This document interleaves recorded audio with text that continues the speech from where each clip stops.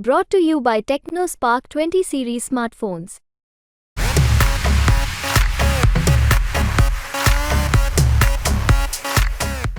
बॉलीवुड के स्टार और यूपी कांग्रेस के पूर्व अध्यक्ष राज बब्बर कहां से लड़ेंगे चुनाव, हम आपको बताते हैं आज की इनसाइड स्टोरी में।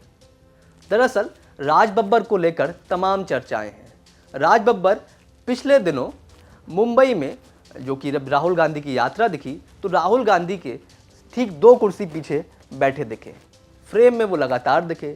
चर्चा ये हुई कि राज बब्बर फिर से एक्टिव हो गए, क्योंकि राज बब्बर यूपी की यात्रा के वक्त मौजूद नहीं थे, जबकि कुछ साल पहले तक वो यूपी कांग्रेस के अध्यक्ष थे।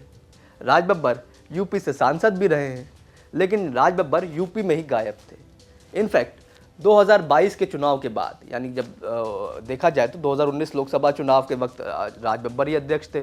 उसके बाद जब से उनसे अध्यक्षी गई, थोड़ा टाइम वो एक्टिव रहे, लेकिन 2022 से राज बब्बर यूपी में बिल्कुल भी एक्टिव नहीं है। वो अगर लखनऊ आते भी हैं तो कांग्रेस कार्यालय में नहीं आते। तो राज बब्बर की जिस तरीके से सक्रियता यूपी में कम हो गई, ये चर्चा लगातार चल रही थी कि राज बब्बर को चुनाव कहाँ से लड़ना है, क्योंकि फतेहपुर सीकरी, जहाँ से उन्होंने 2019 का चुनाव लड़ा था, वो तो कांग्रेस के खाते में समाजवादी पार्टी ने दे दी है। लेकिन ऐसी चर्चा बहुत तेज़ी से आई कि राज बब्बर इस बार या तो मुंबई से किसी सीट से चुनाव लड़ेंगे या हरियाणा से किसी सीट से चुनाव लड़ेंगे।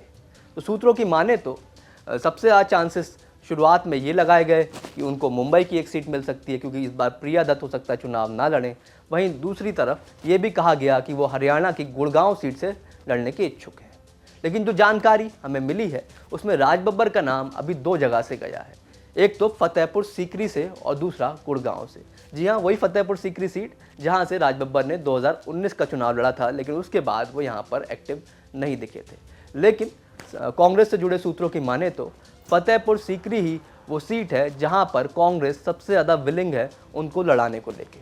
वहीं दूसरे नंबर पे गुड़गांव है, फिर जाकर प्रायोरिटी वाइज देखा जाए तो मुंबई है। मुंबई में चांस थोड़े से इसलिए कम है क्योंकि कांग्रेस के खाते में सीटें वहां पर कम आनी है और लड़ने वाले कैंडिडेट वहां पर कई हैं। अभी तक तो संजय निरुपम चुनाव लड़ेंगे नहीं, उस पर भी बहुत क्लैरिटी नहीं मिल पाई है। तो ऐसे में यूपी की ओर से, यानी जो यूपी कांग्रेस की यूनिट है उसकी ओर से फतेहपुर सीकरी से 2 नाम भेजे गए हैं। उसमें पहला नाम राज बब्बर का है। तो राज बब्बर को लेकर कांग्रेस ये चाहती है कि अगर उन्हें चुनाव लड़ना है तो उनको यूपी वापस आना पड़ेगा। वहीं दूसरी तरफ राज बब्बर थोड़ा सा इस बार एक्सपेरिमेंट करना चाहते हैं, क्योंकि यूपी में वो लगातार 2 चुनाव यूपी में उन्होंने अभी 2019 का भी चुनाव लड़ा तो उस चुनाव में उन्हें सफलता नहीं मिली। वहीं इससे पहले उन्होंने जब गाजियाबाद में चुनाव लड़ा था लोकसभा का, तो वहाँ पर भी उन्हें सफलता नहीं मिली थी। राज बब्बर चाह रहे थे कि किसी तरह हरियाणा से उनको चुनाव लड़ने को मिल जाए, क्योंकि हरियाणा में वो हुड्डा फैमिली के बड़े करीबी माने जाते हैं। तो गुड़गांव से भी उनका प्रयास है और यूपी से तो खासतौर से कांग्रेस की यूनिट चाहती है कि राज बब्बर चुनाव लड़ जाए। राज बब्बर इन दिनों फिर से वापस पॉलिटिक्स में एक्टिव हो गए हैं। बीच में उन्होंने मन बना लिया था कि वो सिनेमा की ओर वापस जाएंगे, कुछ फिल्मों में भी दिखे। लेकिन राजनीति ऐसी चीज़ है जहाँ एक बार अगर इंसान रम जाता है तो इतना आसान वहाँ से दूर होना नहीं रहता है। लेकिन यूपी में राज बब्बर जिस हिसाब से एक्टिव नहीं है, उस हिसाब से यह अंदाज़ा लगाया जा रहा था कि उन्हें लड़ना भी है कि नहीं लड़ना है। लेकिन समाजवादी पार्टी भी चाहती है कि राज बब्बर फतेहपुर सीकरी से चुनाव लड़ें और समाजवादी पार्टी उनकी पूरी मदद करेगी। अब फैसला तो हाईकमान के ऊपर है कि वो राज बब्बर को कहाँ से लड़ाएगी। राज बब्बर की दिली इच्छा सुनी जाएगी, यानी कि मुंबई या गुड़गांव से लड़ाया जाएगा, कि पार्टी की इच्छा सुनी जाएगी। पार्टी जो कैडर है और जो विपक्षी दल और जो पार्टी के साथ हैं वो चाह रहे हैं कि राज बब्बर फतेहपुर सीकरी से चुनाव लड़ें। तो ये जल्द ही क्लैरिटी हो जाएगी। लेकिन 1-2 बातें और अंत में बता देते हैं कि राज बब्बर जब यहाँ पर चुनाव लड़े उस बार, और इससे पहले भी राज बब्बर की जो पॉलिटिक्स का अगर आप बैकग्राउंड देखेंगे तो राज बब्बर जो नेता बने हैं वो यूपी से ही बने हैं। वो यहाँ पर अटल बिहारी वाजपेयी के खिलाफ भी चुनाव लड़ चुके हैं। राज बब्बर जब प्रदेश अध्यक्ष थे तो कांग्रेस की एक यूनिट भी यूपी में और ज़्यादा एक्टिव हुआ करती थी।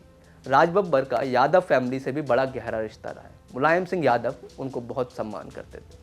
फिर राज बब्बर के बारे में एक बात और अहम कि राज बब्बर ने जब पार्टी बदलने के बाद डिम्पल यादव को चुनाव हराया है। तो ये सब बीच में ऐसा भी हुआ कि यादव परिवार से खटास हुई, लेकिन जब समाजवादी पार्टी और कांग्रेस का अलायंस हो गया है तो ऐसे में वापस इस अलायंस का सॉफ्ट कॉर्नर यूपी में राज बब्बर के प्रति आ गया है। तो ये थी इनसाइड स्टोरी राज बब्बर से जुड़ी। जल्दी इस पर फैसला हो जाएगा और आप ऐसी तमाम स्टोरी देखते रहिए यूपी तक पर।